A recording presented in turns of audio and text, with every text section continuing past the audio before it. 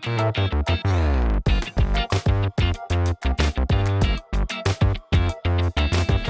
everybody, thanks for joining us for the first episode of Behind the Bar here in Rocky Mount, North Carolina, at the Rocky Mountain Mills. I'm here with my friend Jamie, our family bartender here at Go Island, which by the way, that is where we are filming at Go Island Bottle Shop. Thank you for management and the team for letting us borrow the space here to record. We're really excited. So with this being the first episode, we're going to do a little bit of explanation as to what we're going to talk about and what we're going to discuss during these episodes.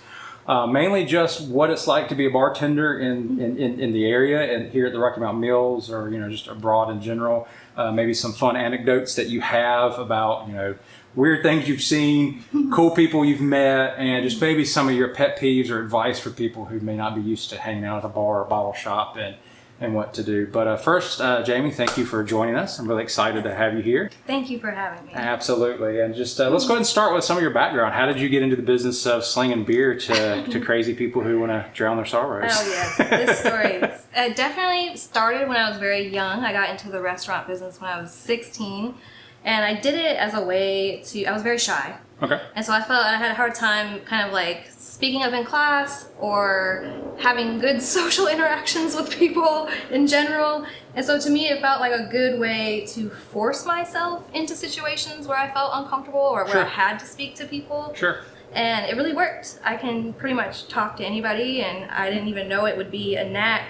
But everything else that came along with that world, how just multi-functioning you have to be, and how good at multitasking and staying organized, and how you have to really uphold a positive attitude all the time, not just for your tables, but for the rest of the establishment as well, because bad attitudes get really big in small spaces. Yeah.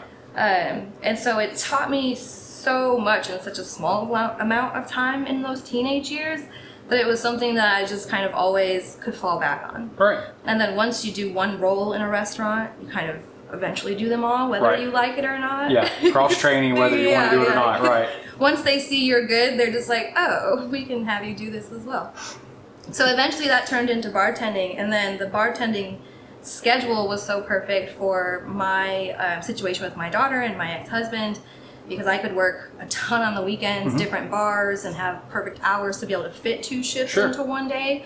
And so that allowed me to have free time during the week, so that when she was in school, I could pick her up, drop her off, all that good stuff, do homework, cook dinner. And so it just really worked. It wasn't something that I ever intended on doing for this long, but I think I'm pretty good at it, and I'd say so. I really enjoy it too, and that good. makes it really easy to do, and plus the money is pretty lucrative for the most part. Bills are always paid. That's good. I don't have health insurance, but hey, you know what? I mean, I feel like that's a broader argument that we should get into at some point for everyone. Right. That's not extremely wealthy, But for the most part, I stay on the other side of the bar, and so things that could happen to me don't usually. So Good health point. insurance might not be super necessary. Right. Be probably more necessary if I spent as much time on the other side. But yeah, so that's kind of how it started and why it continued. And then when I moved here from California, I was so fortunate that this community had just started, and I somehow just fell into knowing the right people. The owners of Goat Island especially have always found a place for me to bartend. I always found I always tell people, if there's beer, I'm there, is usually my slogan, because that's my right. I think we share that. Yeah. But people are always surprised around town, like, oh, you bartend here too? And I'm just like, yeah, if there's beer, I'm there. And I owe that definitely to Travis and Christy. That's awesome. Yeah, they're just good people to work for, and so if they've got something to do, my answer is always yes.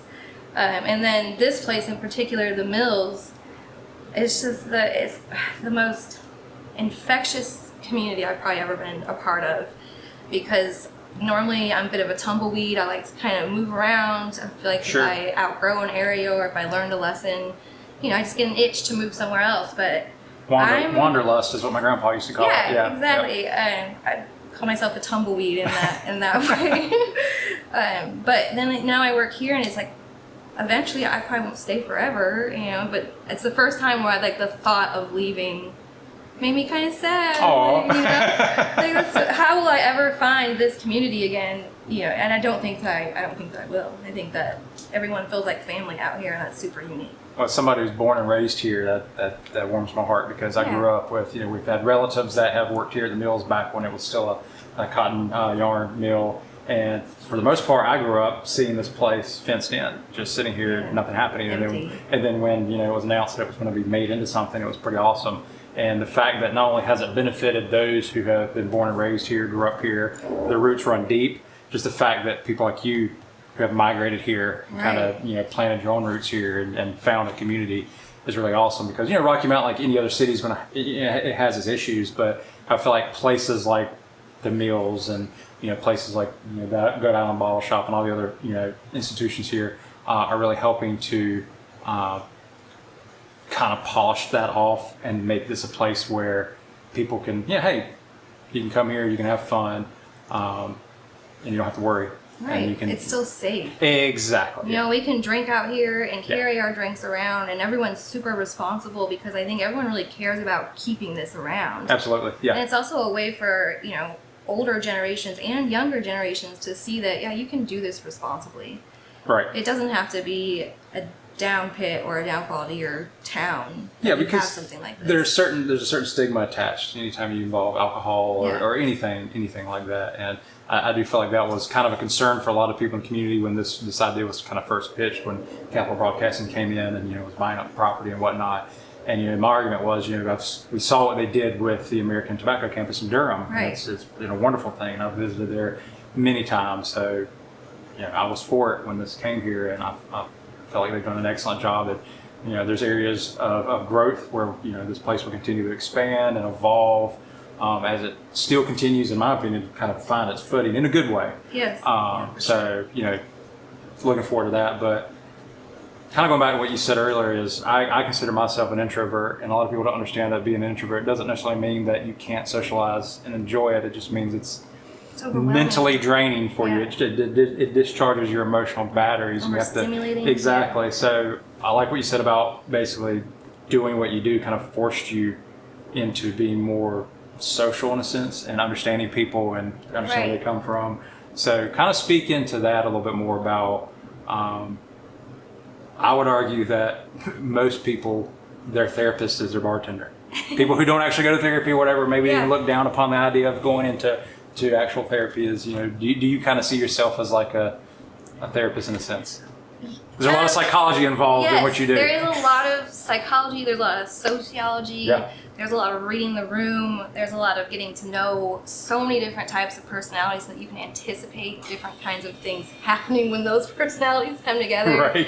But I can certainly say that of all of the, I don't know how people feel about the term, the regulars, people that I see the most often that I've developed a relationship with, majority of them have cried to me at some point, or I have cried to them at some point. They have given me words of wisdom and vice versa, praise and like building each other up, and also harsh honesty has been a part of that too. And so it certainly is it's counseling. In a sense, I'd hate to take credit for something I haven't earned, but it's certainly counseling to a sense, and it's also being whatever that person needs you to be.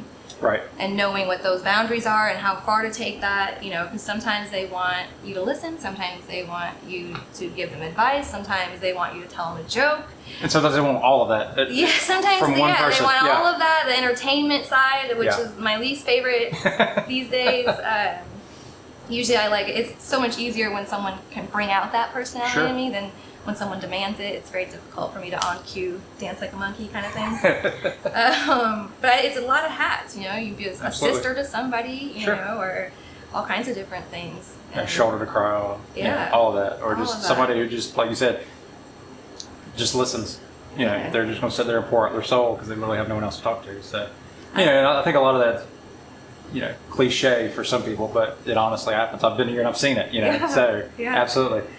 So another thing I want to talk to you about is here in North Carolina, we don't really have much of a big bar culture, considered, compared to some of the bigger cities, maybe up north and out west.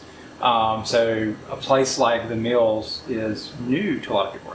Yeah. The idea of coming and sitting up at a bar drinking and being around other people from all walks of life, bartender who's there ready to listen, as we just talked about, give advice, or just simply just whatever. But I think one aspect that people kind of don't realize, and some of it simply they just don't know, is there's a certain etiquette involved in being a bar patron, right? And I'm sure you deal with this on a regular basis. Let's talk about so yeah, this. let's just run down some of your biggest pet peeves, and then give a little bit of advice to people who may be new to the bar scene, and here's what you should do and shouldn't do from your opinion. Well, I am going to start off by saying, especially in this community, it really kind of hurts my feelings when other bartenders are a little pretentious and they're not more welcoming of the fact that this is new to people. People don't know what craft beer is, and a lot of people don't know that they like it. Even as big as it is, there's still a lot of people that are unreached by it. It doesn't taste it at all, you know? Exactly. And there's so many names, and there's so many, the ABV and the IBU and where it comes from, and all that stuff can be really intimidating, especially when you walk into a bar full of people who are already drinking. And the bartender knows their names and what they drink. That whole atmosphere is intimidating to somebody new. And I think it's important to encourage that. They came out, they were brave, especially as an introvert, they came out, they were brave enough to open that door, and now they're standing in front of that board with their mouths open, completely overwhelmed. Just information overload, Right, and so first of all, I think I would appreciate if my fellow bartenders had a little more patience and kindness when it comes to that, especially in this growing community where there's not a lot of people who know about the mills. Because there's only one way that we're going to be busy all the time. And that's if people know and they are welcome to come in and find the beer that they want and that they like. Because then that makes it easier for them next time. That being said, pet peeves. Well, the sample thing is not super annoying for me because I get to work on a day where it's nice and slow. And a lot of the same people come in, and so I know what they drink, and so I have no issue with that. I am an educator, I always will be. I love being able to help somebody find something. However, if it's Saturday night and there's 17 people behind you who all need a beer, and you see me just looking at you like, do you not feel the pressure of the room behind you?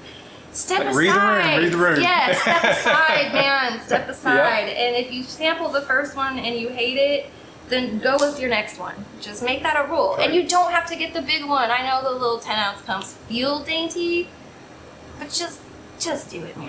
I'm wholeheartedly there with you, because there's been plenty of times where I've walked in as a regular, and even I'm kind of stupefied with like, okay, everything's changed from the last week or two. I'm not sure. And you've basically said, have you tried the number 7? I'm like, I was just looking at that, duh, because I know what you like. There you go. Then step aside while I'm sampling, let other people order, and then it's like yes or no to that, and then move on. So I can completely relate to that. You're right.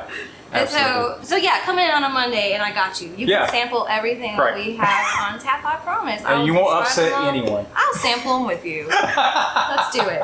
But so just be mindful of that, and just know that, especially here at Go, and I think majority of the beer serving places around here, it's just one of us behind the bar, and so just be mindful of that. It's always nice.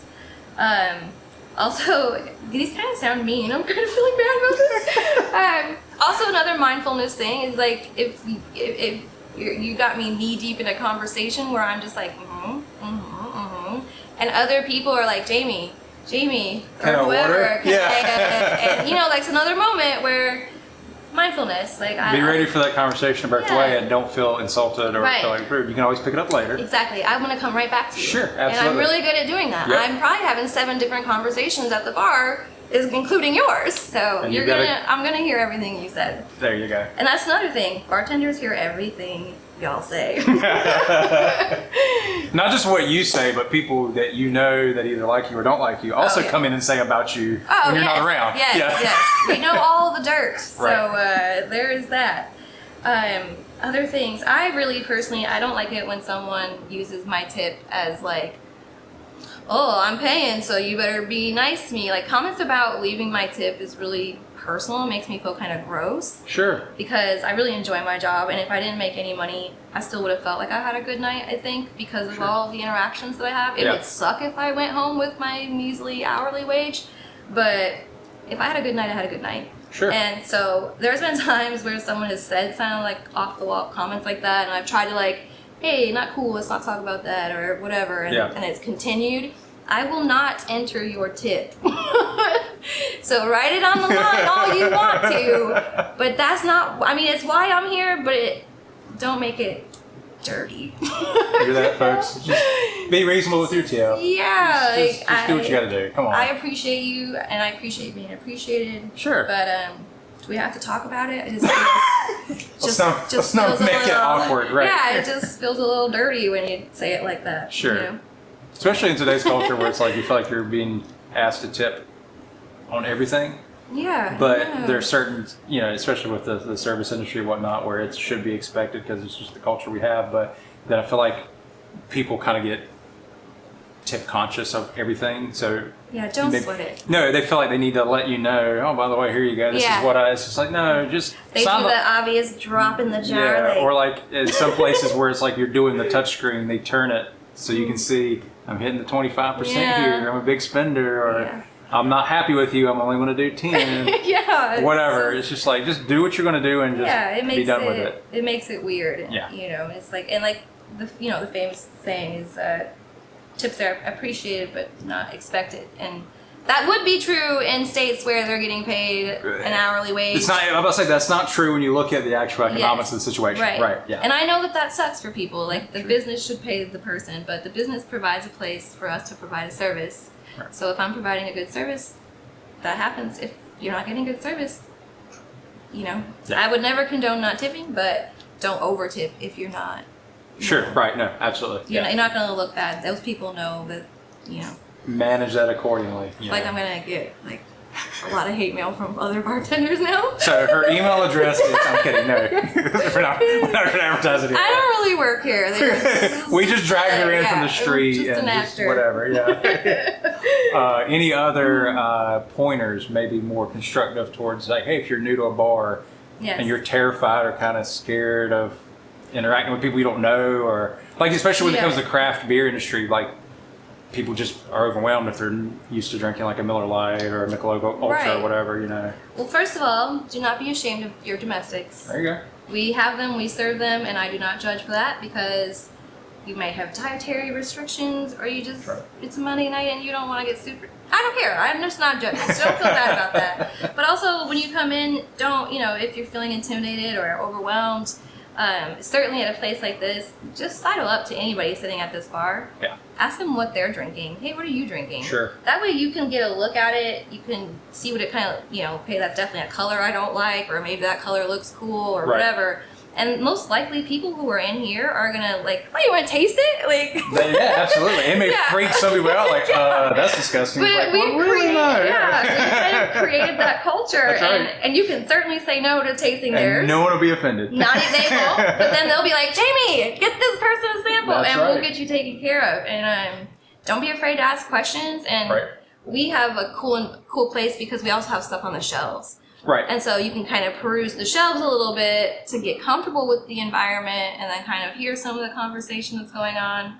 That's not the case with all of these places, but I can certainly say that everyone that works out here will answer your questions. Absolutely. And they might not be as welcoming as I am, like open arms, all the time. Everyone's personality is different, even bartenders, right? But I guarantee if you sat down and had a conversation with anyone, they would have the time and they would take the time and the patience, if they had the time to get you. And I can vouch for that. I've never once felt as if I was asking a stupid question. Even for someone as myself that loves beer as much as I do, even there's been a few things on the menu that have kind of thrown me for a curve. What is that? I'm like, what is that? Yeah, I've never heard of that. And that makes me scared. So, and I would also, build on what you just said about how pretty much anyone here that's sitting here enjoying a beer, if you go and basically talk to them, strike up a conversation, like, hey, that looks good, what is it? One of the questions I hear often is like, well, what do you normally drink? So, I'm a Miller Lite guy, or I'm a Michelob Ultra. Okay, well, I'll steer you in this direction for craft, where it's close. It's an extension of what you're used to. And if you don't like it, and then Miller Lite. we got it. We got what you normally drink. You don't have to. You don't have to be obsessed with craft beer to come to a place like Goat Island or the Mills in general and enjoy it. And that's what I try to explain to a lot of people is you don't have to be big on the craft beer scene. You don't. to come here and enjoy yourself. Right, and there's only Hopefully one way. you will eventually join the cult of There's craft only beer. one way you're going to get there. Right, exactly. You come in and try things. And you can also be the person sitting at the bar who's tried all the craft beer and still hates it. Okay. We still have beer for you. We even have popsicles. Well, we got Kenneth, my brother-in-law, who's sitting behind the scenes, by the way. He's not a big beer guy. I'll give him credit. He has grown. He tries a lot. He does. I've gotten him to try it. But you know what? He drinks cider. Yeah. Cider's I love cider. I brew my own cider when I brew my own beer. Cider now is way better. It is. It is very. I mean, it's having its own craft kind of renaissance and revolution. Yeah. You know, like beer has. You know, over the last few years. So, and I'll admit that. So yeah, come on down and have some cider. So finishing up here, our first episode, and we're going to do a lot more, and we're going to have Jamie sit down with us multiple times as my co-host. I made it. Absolutely, yes. I passed. You're famous. Give us a couple of your own personal anecdotes of maybe some of the weird, crazy, strange things you've seen while behind the bar. I'd love for it to be from around here in Rocky Mount, but if you got to protect... That's what I'm thinking. They're so specific. Protect the identity of the innocent or not so innocent. Okay, maybe you can edit this one out later. Oh, okay.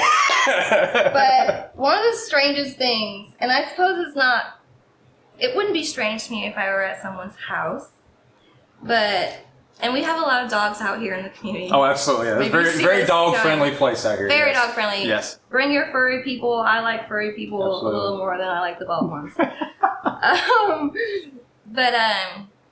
I don't know, dogs drinking out of your beer and then you drink after the dog. No.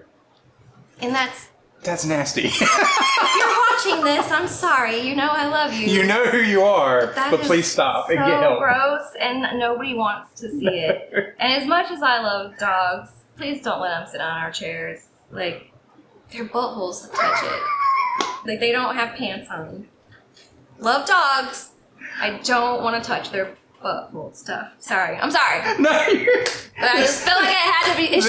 This is why we're doing this. Yeah, it should have had to be said, but unfortunately. But these are things that need to be communicated. Unfortunately, it and that's why we're here. Yes. We're behind the bar. And I have 2 more pet peeves. Go for it. Okay. Yeah, I'm sure you've got plenty. There's enough material there. So, from all my lovely folks who come in a lot, if I'm in the middle of helping somebody, please do not feel that it's necessary for you to tell me that somebody else needs something. Oh, no, that happens quite a lot. That would aggravate me as well, yeah. And I'm very good at paying attention. Like, you're aware of what's going on. Yes. You don't need someone to remind you. Right. I know that person walked in and they need to be helped. Give me a minute. Yeah. What you don't realize is that I'm setting the pace. Sure, yeah, absolutely. Because I cannot create a culture for y'all where your beer is handed to you before you walk through the door. I can't do that all the time, as much as I would love to. And during COVID, I certainly passed beers out the window for people. But you had to do that. That's what you had to do, right? Yeah. Exactly. And we had to give the people their beer during football. Yeah. Yes. So that one and that. And then I don't like it when, I shouldn't say I don't like it, I'll just say stop doing this.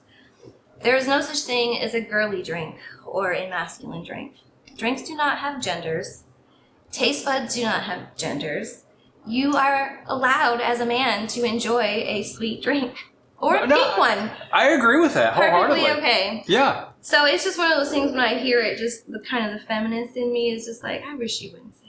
You don't say it, but you know. No, I never would. No. I mean, you know my taste in beer. I'm pretty much dark, stout, whatever. But occasionally there's a good sour I enjoy. Yeah. And it comes in mixed drinks. Whiskey sour is always my favorite. In college, I was told that's a girl's drink. I was like, it's whiskey and sour mix. How is that masculine or feminine? It's good. Yeah, and if it's good, it's good. If you like it, you like it. Right, and it's discouraging other people who might be there from drinking that beer. Like because then it's going to force them to taste something that you're a guy, so you have to drink this. Exactly. And like I don't like it, so I guess I don't like alcohol at all. Yeah, it's messed up. It is. You're just ruining it for people. So that's unfortunate. Stop doing that. Yeah, absolutely.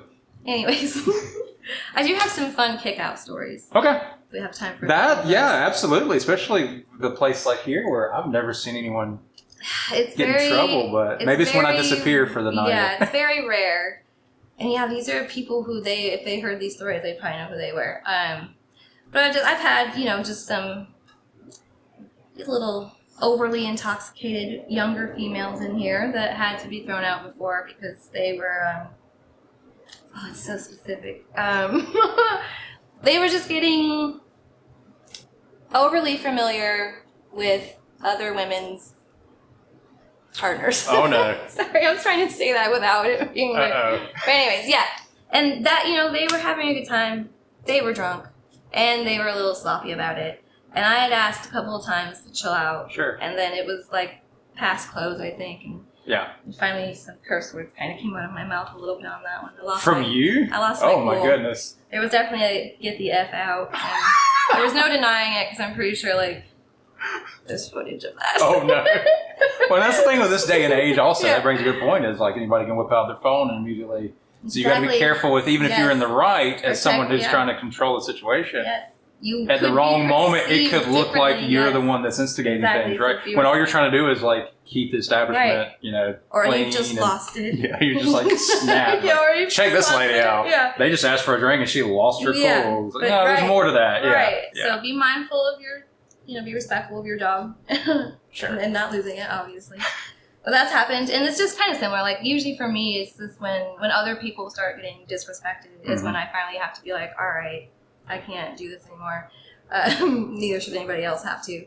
Because then, you got to protect the environment as well in that way. Sure, right, you absolutely. can't let, or the atmosphere. You don't want other people to feel like, hey, if this is the way it's going to be, I'm not coming back. It's uncomfortable, I and the bartender cannot, stood there yeah. and didn't do anything. Exactly. It's not like you got a bouncer at the door that's going to come in and control the situation. No. It's like, That's Tim. That's right. Yeah, or call Tim. Yeah, have Tim come down and throw If it people was out. me, he'd be like, do it yourself. Yeah, he's like, well, that speaks volumes about you. You Like, can you got handle this. it. You got this under Yeah. control. You know what you're doing.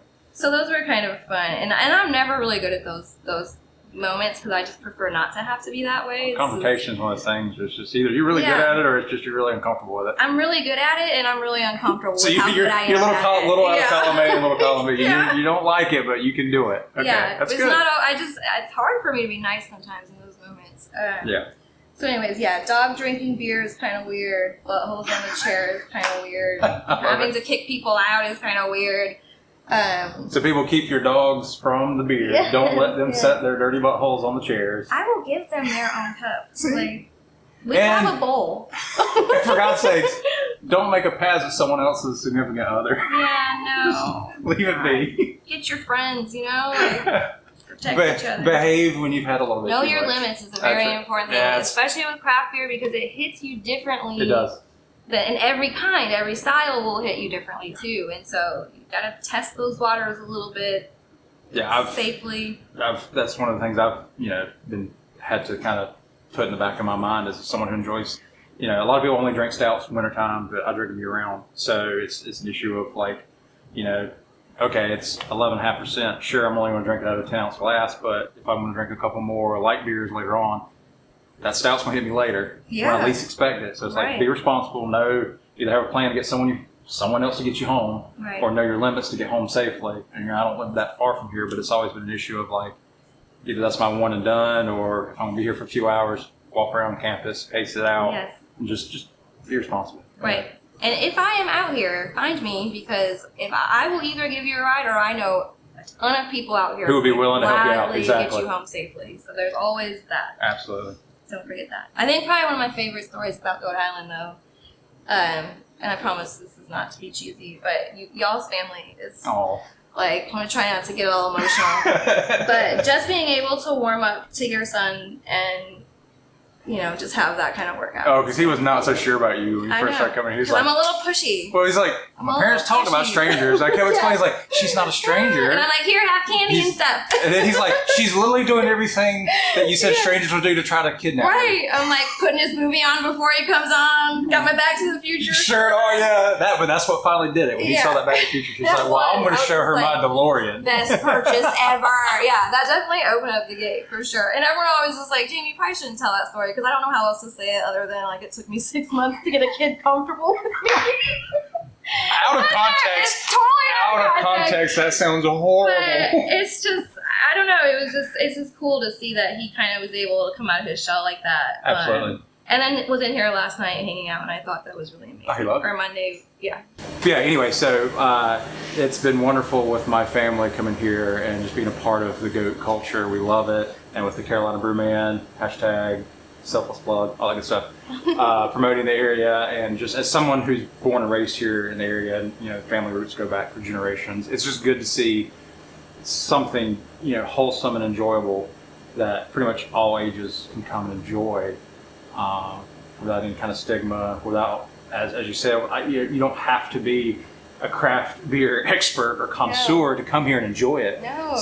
And especially with everything you guys do here on Mondays, that's pretty much our night. When my crew comes and hangs out, and we look forward to it every week. And then we'll be here a couple more days throughout the week, but for us it really is Mondays at Go, which, by the way, 5 to 9. 5 to 9. $4 Sometimes later. Sometimes later if you're lucky and you behave. Yes. $4 drafts, $2 domestic cans, and $4 pours of wine. Correct? That's right. Awesome. Get the plug there. Thank you so much. Yeah, absolutely. And if you show up, there's a good chance myself and my crew will be here. Say hi. That's right. Jamie obviously will be here. You'll get to hang out with Liam. And if you're really cool and not like a stalker, he'll say hello.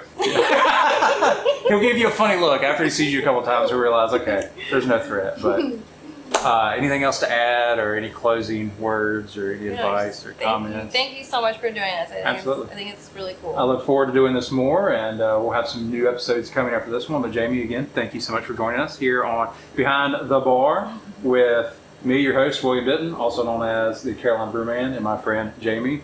We'll see you next time.